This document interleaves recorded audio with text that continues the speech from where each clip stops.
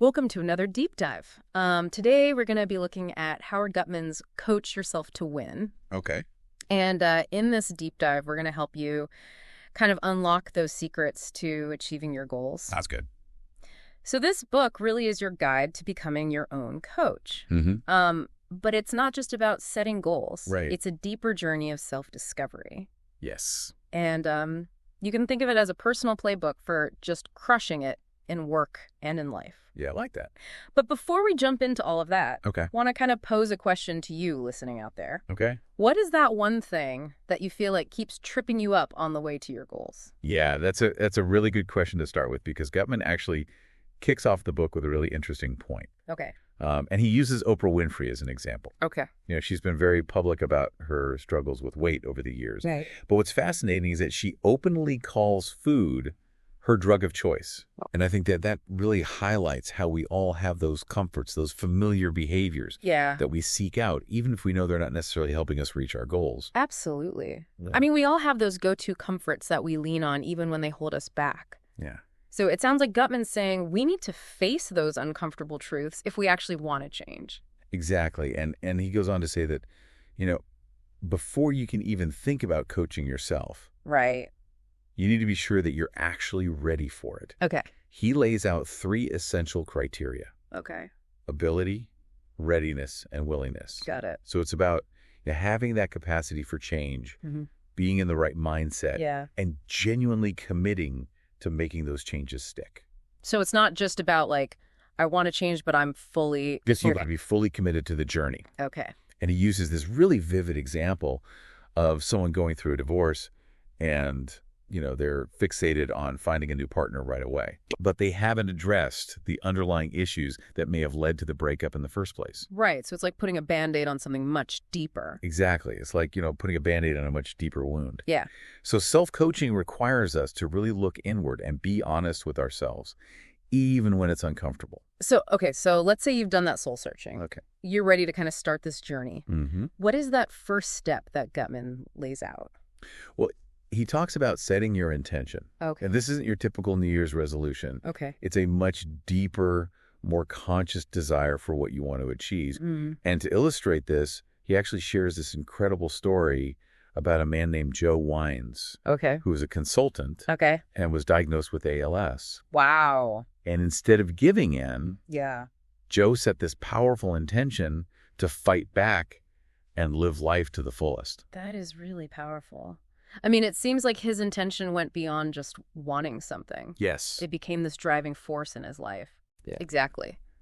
Joe's story really shows us that a powerful intention can really fuel action, Yeah, even in the face of really immense challenges. absolutely. I mean, I think for a lot of us, defining that powerful intention can be tricky. Yeah. So how does Guttman break that down for us? Well, he breaks down intention into 5 key qualities. Okay, let's hear them. So it needs to be conscious, deliberate, focused, empowering, and unique. So it's about being aware of what you want, making choices that kind of align with that vision, Exactly. and understanding what's been holding you back. Mm-hmm. And, you know, it makes me think about a time when I publicly declared my intention to run a marathon. Okay. And just the act of sharing that intention with others made me so much more accountable Oh, yeah. and motivated to actually do it. That's a great point. I mean, Yeah. publicly declaring your intention can add a whole other level of commitment to it. Absolutely. As you're not just accountable to yourself anymore, but to everybody who's heard you say it. Right. You know, I remember when I set an intention to do 50 push-ups a day, did you tell everyone about it? Absolutely. I told my family even posted about it on social media. There you go. It really helped me stick to it. It's like you create this support system just by putting it out there. That's right. It's fascinating how a simple declaration can make such a difference. Yeah. But even with a clear intention, there are bound to be roadblocks. Oh, for sure. What are your thoughts on that? Well, Guttman talks about these things he calls stories. Okay.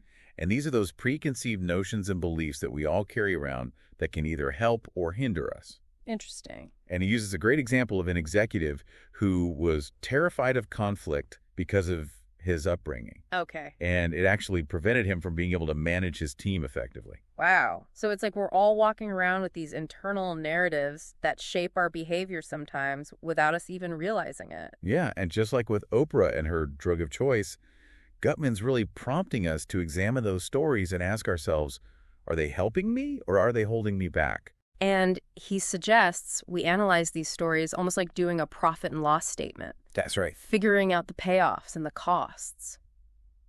Are these stories based on facts or are they just fears disguised as facts? Right, that's a powerful concept, but sounds like a lot of work. It definitely takes effort, but that's where the self-coaching part comes in. Okay. It's about actively questioning those thoughts and beliefs. So before we get into that, Okay. I'm curious, in your experience, how have you seen people uncover and challenge those deep-seated stories? What's fascinating is that people often resist the idea that their stories might be holding them back. Yeah. It's a very natural defense mechanism. Makes sense. But once they start to see those stories for what they are, Yeah. just thoughts, not facts, Yeah. that's when real change becomes possible. And often that's where having some outside support can be really valuable. Exactly. So it sounds like we're ready to move on to that next step, Well, reframing those stories. yeah, let's dive into that. Yeah. Yeah, let's unpack how to actually reframe those limiting stories. Okay. It's not about simply ignoring them, Right. but it's about actively challenging them Okay. and replacing them with more empowering narratives. So do you have any examples? Yeah, Guttman provides some really great examples and techniques to help you do this. Okay. But it can be a tough process to go through alone. Yeah, that's a great point. So much of this self-coaching journey seems to depend on having that right support system. Right. Is that what Guttman talks about next? You're right on track. Okay. The next step in his process is all about choosing your traveling companions, Okay. the people who will support and guide you along the way. Got it. And he compares it to those historical explorers who relied on guides and companions for their expertise and support. So it's like building your own personal dream team for growth. Exactly. He emphasizes that we're not meant to do this alone. Right. Having a guide, Okay. someone who provides honest feedback and holds you accountable, can be invaluable. Makes sense. And then there's your circle of support. Okay. Trusted friends, family, or colleagues who offer encouragement Yeah. and diverse perspectives. I can see how having those different viewpoints can be so helpful. Right. Guttman mentioned Steve, an HR executive, struggling to adapt to a new role in Asia. Yeah. It seemed like the feedback from his stakeholders really helped him become more culturally sensitive and thrive in that new environment. Yeah, Steve's story is a great example. It highlights the power of having those outside voices to point out our blind spots. But it's not always easy to hear those voices, Right. even when they come from a place of support. Exactly. In my experience, receiving feedback can be really challenging, Oh, yeah. especially when it contradicts how we see ourselves. Right. It can almost feel like a personal attack. Yeah, even if it's intended to be constructive. Does Guttman address this? He absolutely does. Okay. The next step in his process is all about learning how to receive and respond to feedback effectively. And he cautions that this can be one of the toughest parts Yeah. because as humans, we tend to reject feedback that challenges our self-image. Right. He even quotes Theodore Reich, Okay. who said that we often reject feedback that goes against our ego ideal. It's like someone holding up a mirror, and if we don't like what we see, Yeah. our first instinct is to smash the mirror. Exactly. Yeah. But instead of smashing the mirror, Yeah. we need to learn to look into it Okay. with courage and curiosity. So how do we do that? Well, Guttman emphasizes active listening skills, Okay. things like attending behaviors, paraphrasing, Okay. and even decoding emotions Wow. as crucial tools for receiving feedback effectively. Okay. Those sound like good tips, but honestly, I've always struggled with receiving feedback. Yeah, I tend to get defensive and just shut down. I hear you. So are there any other tips that Guttman offers? Yeah, he talks about focusing on attending behaviors. Okay. What are those? Things like maintaining eye contact, Okay. having open body language, and really leaning in to show that you're engaged. Got it.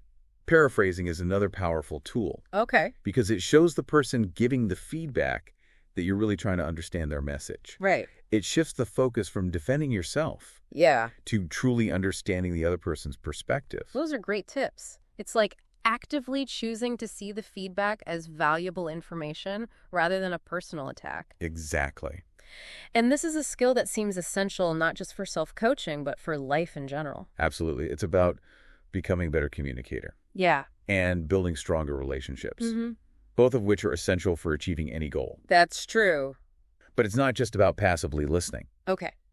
Guttman stresses the importance of decoding and feeding back the feelings behind the words. So it's about recognizing the emotional subtext. Yes. And acknowledging the speaker's feelings, even if you don't necessarily agree with their assessment. Okay, that adds another layer of complexity to it. It does. But it also makes it so much richer. It's like you're not just hearing the words, but you're really tuning into the full message. Exactly. Okay, so we've got our intention set. Right. We're reframing our stories. Uh-huh. We've assembled our support team. Yes. We're even getting better at receiving feedback. Okay. What's next on Guttman's roadmap to winning? Now it's time to get into the nitty-gritty of planning. Okay. Mapping your route to success. Okay.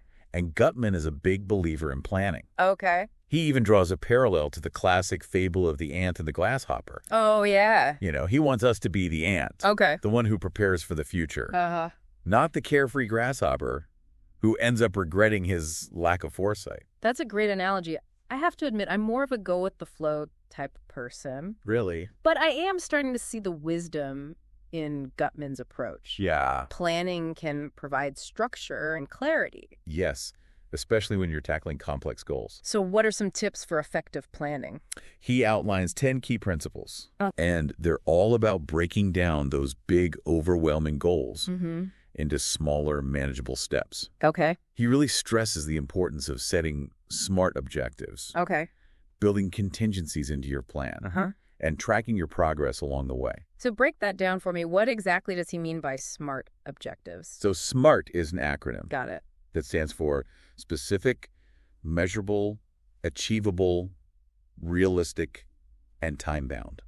So it's about setting goals that are clearly defined, Exactly. can be tracked, Yes. are attainable within a specific time frame. Exactly. Think of it like creating a roadmap with clear milestones. Okay. Instead of just wandering aimlessly and hoping to stumble upon your destination. I love that. So it's not enough to just have a vague idea of what you want. You need to get crystal clear on the details. Yes. And he also stresses the importance of not just setting those objectives, Right. but also identifying the actions needed to achieve them. Okay. It's about moving from intention to action. Got it. And he uses a great example of Keely J., Right. who wanted to become a registered nurse. Mm-hmm. She created this incredibly detailed personal development plan, Wow. outlining SMART objectives, actions, target dates, measures of success, She really thought of everything. and even potential barriers and how to overcome them. Wow, that's impressive. But what about those unexpected roadblocks that kind of pop up along the way? Yeah. Life rarely goes according to plan. He addresses that too. Okay. He calls them watchouts, Okay. those potential barriers that can derail our progress. Got it. And he suggests we proactively identify those challenges Okay. and brainstorm ways to overcome them. It's like preparing for battle. Exactly. You need to anticipate the enemy's attacks and have your defenses ready. Right, and it's not just about external challenges. Right. We need to be aware of our own internal roadblocks, Uh-huh. like those limiting stories we talked about earlier. Yeah, they can creep back in and sabotage our best efforts if we're not paying attention. Exactly. So it's like a constant process of checking in with ourselves, adjusting our plan as needed, and staying focused on our intention. Right. And he also emphasizes the importance of celebrating those small wins along the way. Oh, that's so important. Acknowledging your progress, no matter how small, can keep you motivated and build momentum. That's a good reminder. It's easy to get caught up in the big picture and forget to appreciate those little victories. Right. So we've mapped our route, Yes. we're prepared for detours, and we're celebrating our wins. Okay. What's the final step in Guttman's process? The final step is getting there and staying there. Ah, so this is where the rubber meets the road. Right. You can have the most brilliant plan in the world, Yeah. but if you don't execute it, Right. nothing changes. It's like having that gym membership you never use. Exactly. Or buying all the ingredients for a healthy recipe and then ordering takeout instead. We've all been there. Yeah, we've all been there. And Guttman actually points out something really interesting. Okay. He calls it intention shock. Okay. It's this tendency we have to, take on too much too quickly. Mm-hmm. And then we just get overwhelmed and discouraged. Yeah, it's like trying to run a marathon without training. Exactly. You're setting yourself up for failure. Right. So pacing is key. Okay. Starting with smaller, more achievable steps builds confidence and momentum. Yeah, just making progress, not perfection. Exactly. Progress, not perfection. That's a good one. And I've seen people get so fixated on the end result Yeah. that they miss the satisfaction of those small victories along the way. And Guttman also cautions against setting unrealistic intentions. Yes, he does. He talks about the executive who wanted to become a world-renowned concert pianist by next summer. Yeah, I remember that. I mean, it's great to dream big, Yeah, but sometimes we need a little reality check. absolutely. And that's where having a guide can be so valuable. Right. They can provide that objective perspective and help you assess whether your goals are truly attainable. That outside perspective. Yeah, they can be that voice of reason when your enthusiasm gets the better of you. And I think that's something a lot of us struggle with, Yeah. finding that balance between ambition and realistic expectations. That's a tough one. Yeah, it's easy to get caught up in the excitement of a new goal and set the bar too high. And, even when we do set realistic goals, we still have to contend with those internal barriers that we talked about earlier. Right. Those limiting stories. Yeah, they can creep back in and sabotage our progress even when we're doing everything else right. So it's like a constant battle against our own negative thoughts. It can feel that way sometimes, Yeah. but Guttman reminds us that it's an ongoing process. Yeah. We need to be aware of those negative thought patterns Yeah. and consciously challenge them. So create new, empowering stories to replace the ones holding us back. Exactly. It's like rewriting the script of your life. I love that analogy. It's about taking control of the narrative and choosing to believe in ourselves. But even with the best intentions and the most empowering stories, life throws curveballs. Oh yeah, life is full of curveballs. So how do we deal with those unexpected challenges that derail our progress? Guttman calls it adaptive action, Okay. that ability to adjust your course when unexpected circumstances arise. So being flexible.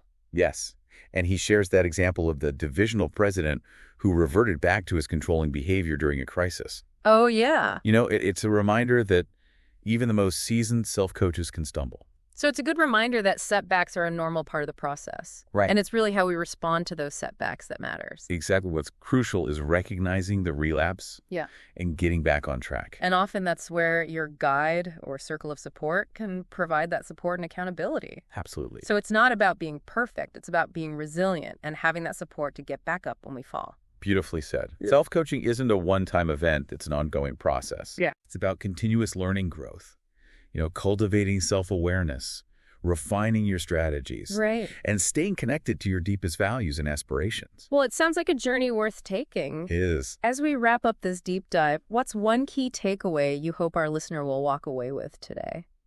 If I had to choose one, it would be this: self-coaching is a powerful tool for achieving your goals. Yeah. But it requires self-awareness, commitment, and a willingness to embrace feedback and adapt. It's not a quick fix. No, it's a journey of personal growth and transformation. So to our listener, I'll leave you with this. What's your most powerful story? And is it helping you or is it holding you back?